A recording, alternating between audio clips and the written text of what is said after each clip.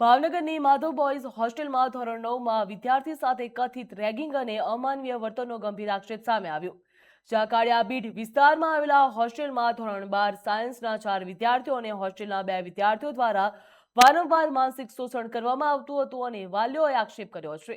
બાળકોને પણ પરાણે સિગારેટ પીવડાવવામાં આવતી અને ઇનકાર કરતા સીસીટીવી કેમેરાથી દૂર લઈ જઈને મારવામાં આવતો હતો તેવો દાવો કરવામાં આવ્યો છે. સમગ્ર ઘટનાના કારણે બાળકની માનસિક સ્થિતિ કથળી હોવાની વાત પણ સામે આવી. એટલું જ નહીં, હોસ્ટેલના 2 રેક્ટર પણ વિદ્યાર્થીઓને સિગરેટ પીવાની લાલચ આપતા હતા તેવી ગંભીર આક્ષેપો કરવામાં આવ્યા છે. હોસ્ટેલ સંચાલક દ્વારા આ પગલાં ન લેવાતા વાલીએ 3 દિવસ પહેલા નીલમબાગ પોલીસ સ્ટેશનમાં લેખિત અરજી કરી હતી. હાલ પોલીસ ફરિયાદ અને સીસીટીવીના આધારે તપાસ કરવામાં આવી રહી છે. બીજી તરફ સંચાલકે પણ દોષિત સામે કડક કાર્યવાહી કરવાનું આશ્વાસન આપ્યું છે.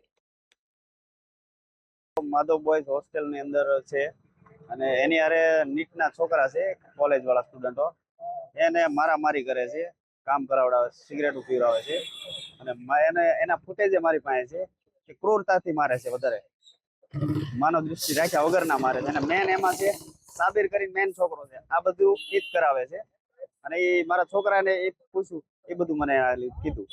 હા, રજૂઆત અમે એ ડિવિઝન પોલીસ સ્ટેશનમાં ફરિયાદ કરી છે. 3 દિવસ પહેલા અરજી કરી હતી, આજે એફઆઈઆર કરાવી છે.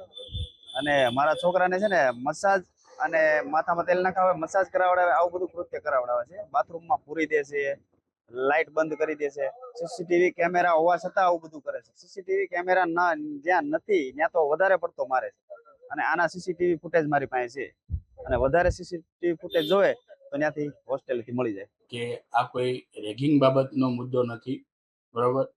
આપણે હોસ્ટેલની અંદર દરેક રૂમની અંદર સીસીટીવી કેમેરા છે, બરોબર.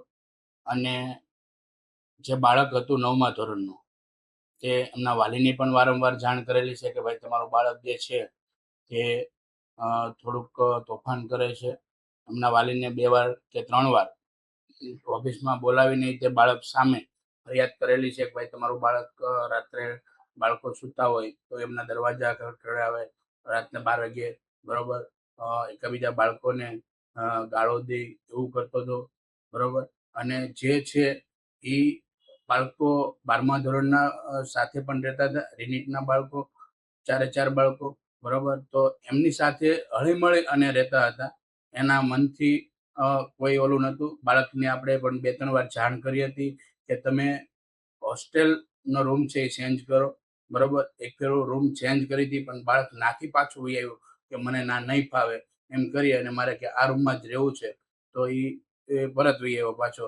અને જે છે તે સત્ય જે છે, ઘટના બની છે તો બરોબર રાતના 12 વાગ્યા પછી બની છે.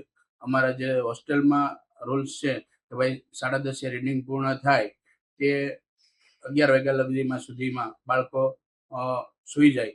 મારી પાસે પણ પ્રૂફ છે. નીલમબાગ પોલીસ સ્ટેશન વિસ્તારના જે કાળિયાબીડ જે વિસ્તાર જે છે ત્યાં માધવ બોયઝ જે હોસ્ટેલ છે તે વિસ્તારનો આ બનાવ છે, જેમાં આ કામના જે ફરિયાદી જે છે ભરતસિંહ, તેવી એક ફરિયાદ દાખલ કરેલી છે કે તેના દીકરા જે આ હોસ્ટેલમાં ઘણા સમયથી રહે છે અને 6 જેટલા જે વિદ્યાર્થીઓ જે છે તે આના દીકરાને છે ટીકાપાટુનો માર મારેલા છે.